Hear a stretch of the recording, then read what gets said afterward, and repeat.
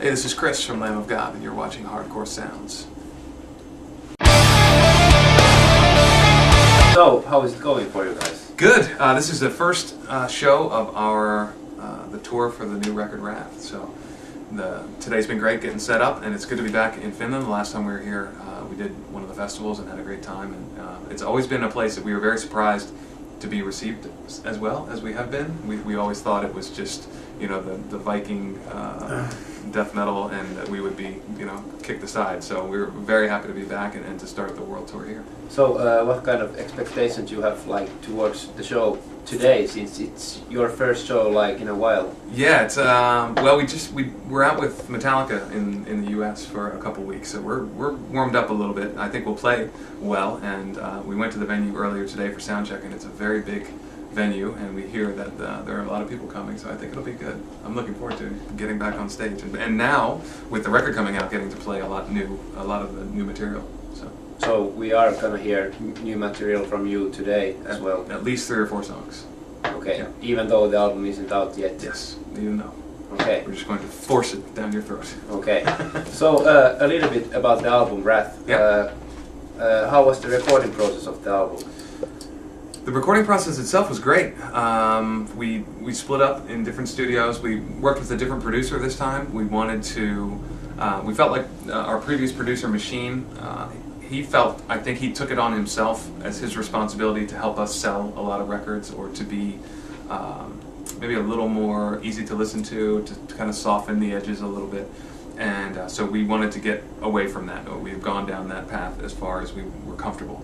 And on this record, we wanted to get back that edge and the aggression and some of the speed that we had on records previous to those. So we worked with a different producer named Josh Wilbur. He's a younger guy, was very hungry to work with us and very interested in what we were doing. Not really a metal guy. Had won a Grammy for working with Steve Earle, a country artist. But we like having opinions that are not just, you know, we're in such a metal world that a lot of the metal producers, everything sounds the same. So we like working with the people outside of that. And he helped us. He chose the rooms, like the drum room was in New York. It was Jimi Hendrix's studio, so it was a very big, open, live sounding room. And the guitar studio was in Virginia, where he knew there was a certain kind of guitar equipment that he wanted. And we were trying to capture a more raw, live kind of sound, instead of Sacrament was very polished and very pretty production-wise. And on this one, we wanted to be a little more real and capture more of the emotion in the music. So, what do you see as the main differences between these two albums, Wrath and Sacrament? Wow, the main differences. I think in Sacrament, when you're a young band, you want your album to sound perfect. You know, you chase this idea of sounding the best you can in the studio, and you know, your first record doesn't sound good because you don't have much money, and then you get a little more money and you get better equipment and the studio gets a little better, but you're always working towards this idea of the perfect sounding record. And for Sacrament, I think in many ways we achieved the perfect sounding record. It's very nice and polished and clean and very easy to listen to. Everything is separated very nice and kind of perfect sounding. But when we realized when we achieved this goal that there's a flaw in the goal, which is that when you make everything so neat and tidy and perfect, you lose a lot of the passion and the emotion and the life in the music. So I think the difference is that this album we worked very hard to maintain and keep. It sounds very alive. It sounds like a live band, and that's what we worked very hard to do. So that's probably the main difference. Okay, so a little bit about the drumming on the new album.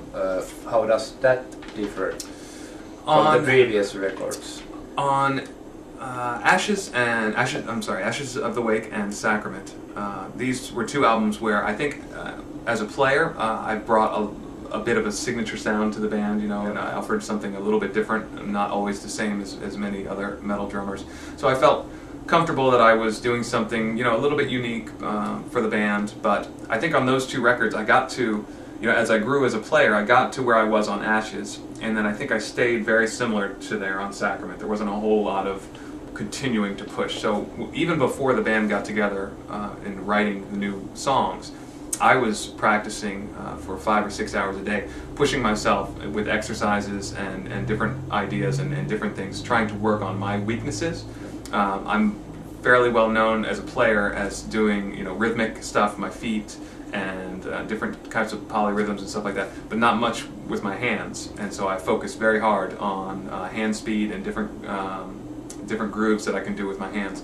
And so that's was a big focus on this record for me personally, was to kind of confront what I thought to be my weakness and to challenge myself to pick that up. So I think on a drumming level, you probably notice a lot more hand speed and hand work, where before it was just more kick drum oriented. Now it's a little more evened out. So, as a drummer, what's your personal favorite song from the new album?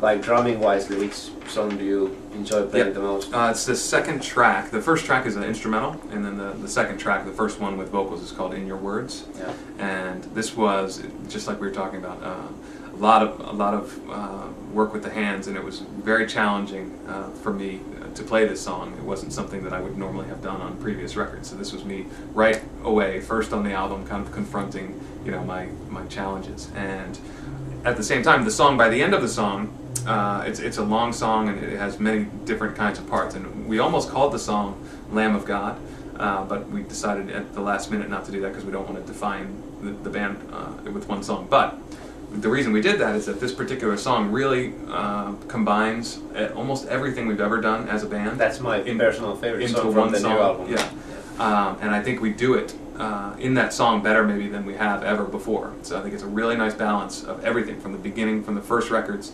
to the prettiest stuff on Sacrament. I think it's all kind of in that one song. So it's a challenge as a drummer, but it was very satisfying to hear it when it was done. So do you have some goals as a drummer that you would like to achieve someday?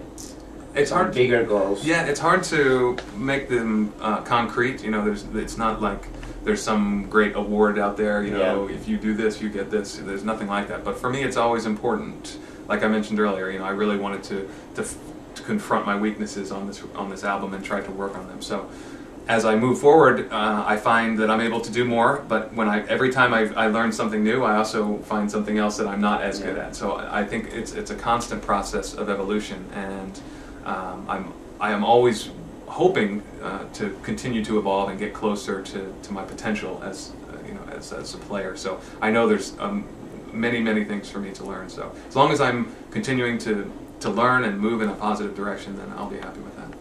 Okay, so let's talk a little bit about your summer plans. What kind of plans you have for the summer? Well, we start here, as I said. From here, we are heading to the UK, doing the Defenders of the Faith tour, the Metal Hammer tour there. Then to Australia, we're doing the Soundwave Festival with 9 Inch Nails and a bunch of other bands. Then to Japan with In Flames. Then back home to the North America tour with, God forbid, Municipal Waste, Children of Bodom, As I Lay Dying, and us are doing that tour. And then all summer long, we're coming back to Europe and here with Metallica. Okay. So, and then South America and some other places before the end of the year. So we are booked actually for, I think, 20 months from now. Okay. Yeah, this is and today's day one. Okay. So we have a long road to travel. But I know that all summer, I think we're going to be do roundabout everywhere with Metallica and doing our own headline shows on nights that they don't play. So, in the end, a little bit about your live memories. Which show has been the most memorable to you so far during your career?